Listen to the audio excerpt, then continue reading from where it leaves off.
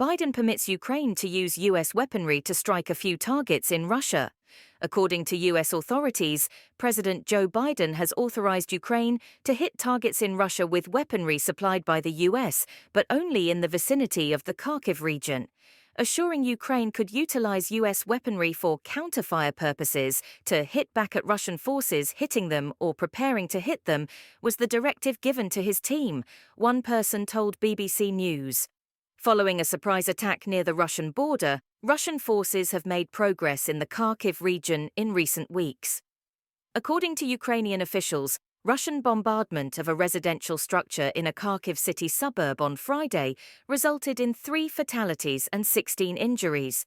Our policy with respect to prohibiting the use of Army tactical missile system, ATACMS, or long-range strikes inside of Russia has not changed, the US official further stated to the BBC.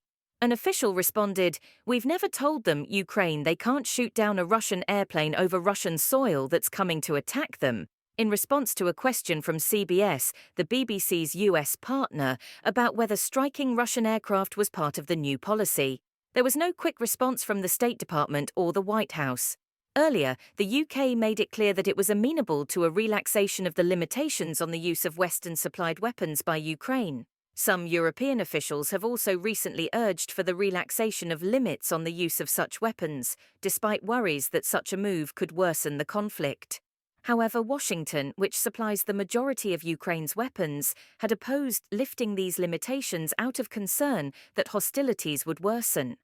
While visiting Moldova on Wednesday, U.S. Secretary of State Antony Blinken made a suggestion about the change. "At every step along the way, we've adapted and adjusted as necessary," he stated, "and so that's exactly what we'll do going forward." While Kyiv waits for more Western weapons to reach the front, Russian soldiers appear to have lately taken advantage of a window of opportunity to push farther into Ukrainian territory in Kharkiv.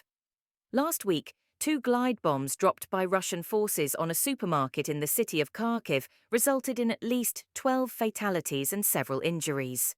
Ole Sinyahubov, the regional governor of Kharkiv, said early on Friday via Telegram that a 5-story apartment building in Kharkiv's Novobavarsky district had been hit by Russian shelling, which resulted in the destruction of a portion of the structure and the start of a fire. He added that 16 people were hurt, including a 12-year-old girl and boy who were both brought to the hospital, and that at least 3 people had died. According to the Ukrainian official, Russian forces were pounding the scene again after rescue personnel and paramedics had arrived, accusing them of utilizing a double strike tactic and targeting exclusively civilian infrastructure.